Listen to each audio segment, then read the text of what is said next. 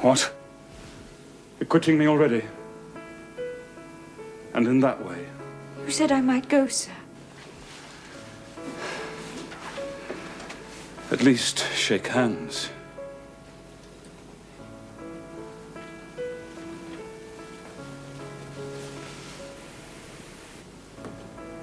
You've saved my life. I have a pleasure in owing you so immense a debt. There is no debt or obligation in the case. Oh, I knew you would do me good in some way. At some time, I saw it in your eyes the first time I beheld you. That expression and smile did not.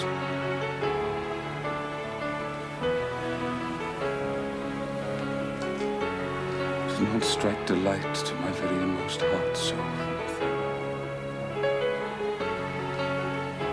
My cherished preserver.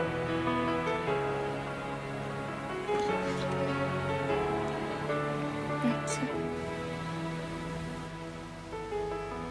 Are you anything akin to me, Jane, do you think?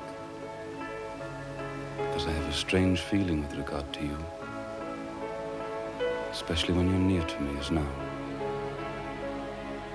And if that boisterous channel and 200 miles of land come broad between us, I'm afraid some cord of communion will be snapped.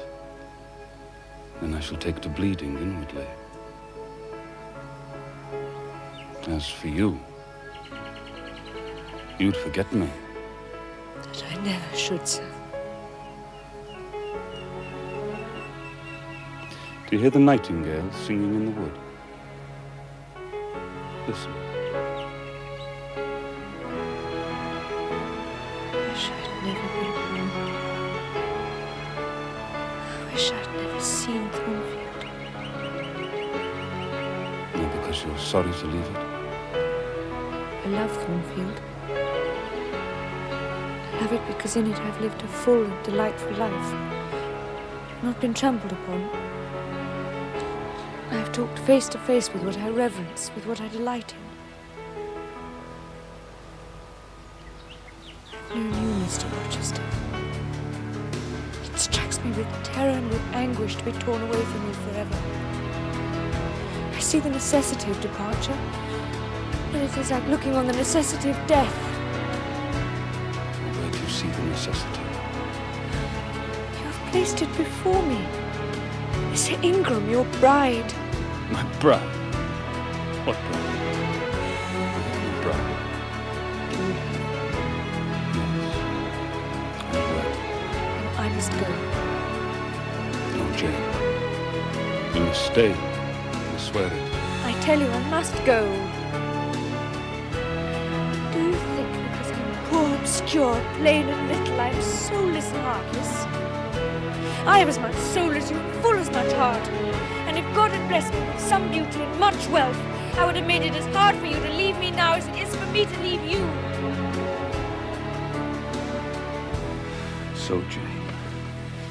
You are a married man, or as good as married.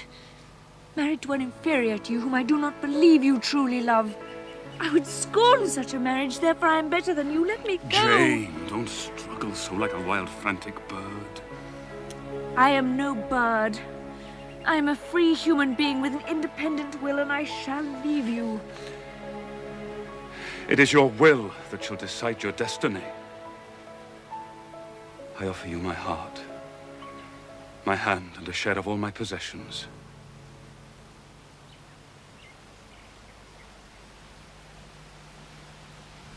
You play a farce with me.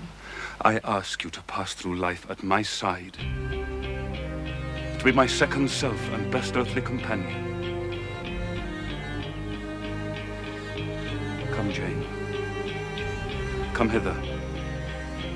Your bride stands between us. My bride is here, because my equal is here, and my likeness. Jane, will you marry me? Do you doubt me, Jane? Entirely. You have no faith in me? Not a whit. Am I a liar in your eyes? You strange, you almost unearthly thing. I love you as my own flesh. I entreat you. Accept me as your husband. Jane, I must have you for my own. Entirely my own. Will you be mine? Accept me. Marry me. And if an oath is necessary to satisfy, I swear it. Then, sir, I will marry you. Make my happiness. I will make yours.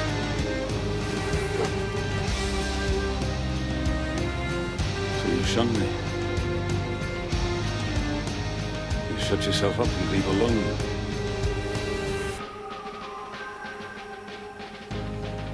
And rather you'd upbraided me with vehemence. The passionate I expected a scene. I was prepared for the hot rain of tears. I wanted them on my breast.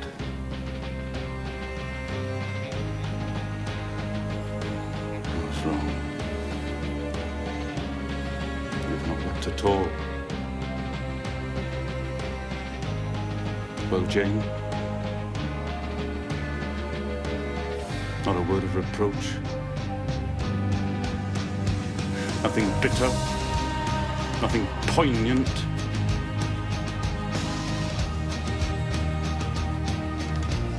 Jane. I never meant to wound you thus.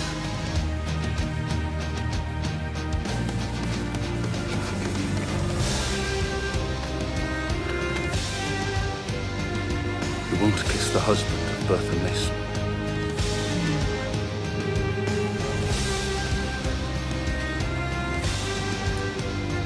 How can you speak so? She cannot help being mad. Oh, Jane, my little darling. So I will call you, for so you are. You misjudge me. It's not because she's mad that I hate her. Oh, now for the hitch in Jane's character. Now for vexation, exasperation, endless trouble. Jane, will you hear reason? Sit down and we'll listen. Oh, I'm sorry. I'm not angry, my darling. I only love you too well. Your little face was so steely. It drove me mad. I couldn't endure it. Hush now. Hush. Oh, my dear. Oh, Jane. Jane. You don't love me, then? It was only my rank, my station that you valued? Now that you think me disqualified to be your husband, you shrink back like I was some toad or ape. I do love you. More than ever. But this must be the last time I say it. The last time? Mr. Rochester, I must leave you. Jane, do you mean to go one way in the world and leave me to go another? I do.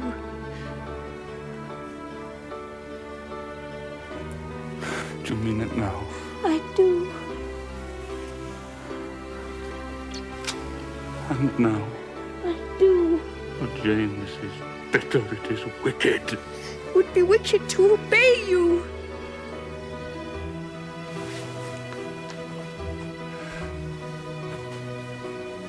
But think of my life when you are gone. All happiness will be torn away with me. What shall I do, Jane? Where turn for a companion? Where turn for hope? Do as I do. Look to God in yourself. Is it better to drive a fellow creature, a fellow human being to despair than to transgress a mere human law? No man being injured in the breach.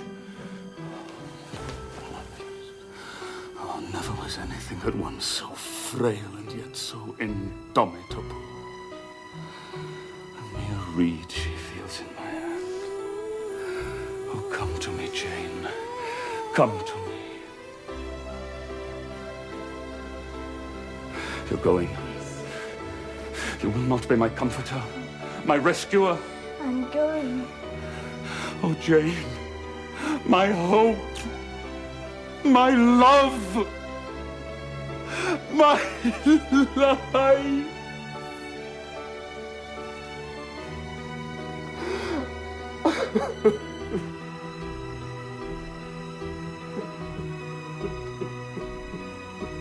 Bless you. God keep you from harm and wrong. And reward you for your kindness to me. Your love would have been my best reward.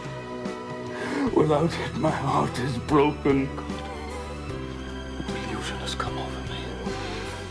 Sweet madness has seized me. No delusion, no madness. Let me touch you. The very fingers.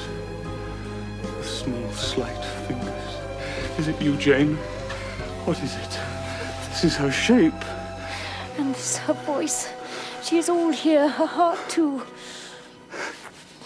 Jane Eyre. Jane Eyre.